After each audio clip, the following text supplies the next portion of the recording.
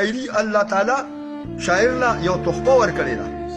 چې تحفه ورکړې نو زه شاعر ته وایم چې دنګه ونه تورې سترګې شنه خالونه یادې چې سپینې لې چې شنه بنګړي شونډې لالونه یادې چې نری غاړه تورې زلفې ولونه یادې د چا د خور چې سرې پاپۍ او سره لاسونه یادې د یوې پیغلې پښتنې خور اندامونه یادې نو تا کې غیرت نشته که ستا په کور کې خور نشته او دا د چا خور چې یادوي نو د دې رور نشته دا پیه بیبي زموږ د ټولو خور نه ده کافر ومنګه نه بوتلې دا په زور نه ده هر مسلمان له دا خبره د پیغور نه ده ته د کشمیر د مظلومانو دغه شور نه اوري خدای دې ګونګی که چې فریاد د خپلې خور نه اوري او د مسلمان دننه کور ته امریکا راغلی مخکې ډالر راغلی مخکې سکه راغلی ستا په غیرت او په ناموس باندې ډاکه راغلی مړه ته اوس هم غونډه زنه تور زلفان یادوي مړه ته اوس هم مخکې قوتي د جانان یادوي مړه ته اوس هم شین منګي او د ګودر غاړه یادې ماله خو شرم راشي ته چې دغه دواړه یادې ورځ د قیامت به وي اشنا حساب کتاب به کېږي غټ عدالت به وي د هر چا احتساب به کېږي د جنازې نه پس د قبر سوال جواب به کېږي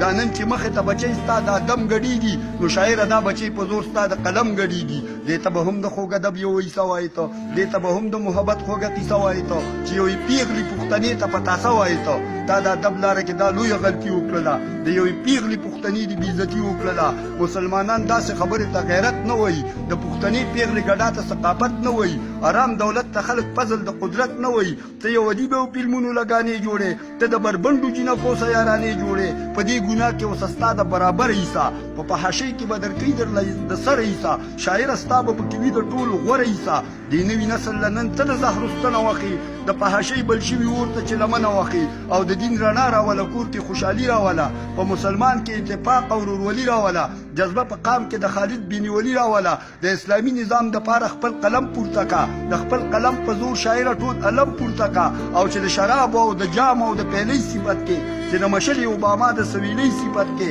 مال افسوس راشي چې ته د ملالۍ صفت کې په سترګو ړوند شي او موټر دې په سینه وخیږه که ژوندی پاتې شوې په ژبه دې دانه وخیږه چې د انګریز سره مشته ده دغه سیاله نه ده د اوباما نه غیر چې بل چا څه خوشحاله نه ده دغه ملاله د میون هغه ملاله نه ده د داسې ښځې سره مینه محبت ګناه ده شاعره خدای خو چې د دې جینۍ صفت ګناه ده د آخر ولې نن ړندې زما د قام سترګې شوې پټې په بعضې شاعرانو د ایمان سترګې شوې د کافر سرین او کوزي نن د مسلمان سترګې شوې مړه آسان بن ثابت شه زیباره جوړ نشي چې د اسلام په لمن داغ چېرته ښکاره جوړ نشي مه کوه دا د زیباره او د لبید شاعري کوه ټول عمر د الله پاک په توحید شاعري تا له پکار ده د آسان بن ثابت شاعري تا کې دا توان دی سپین ته سپین او تور ته تور ووایه مړه د هر مسلمان خور ته خپله خور ووایه ته بې حیا چې حیا د بل د خور اخلي دا په کوڅه کې به کوکۍ چې ترې په زور اخلي که چا ستا خور له ګوتې ووړي بیا به اور اخلي دا ذات وینا د ښه شاعر په خزانو کې نشته چېرته انګلینډ ته لاړ شه دا په پښتنو کې نشته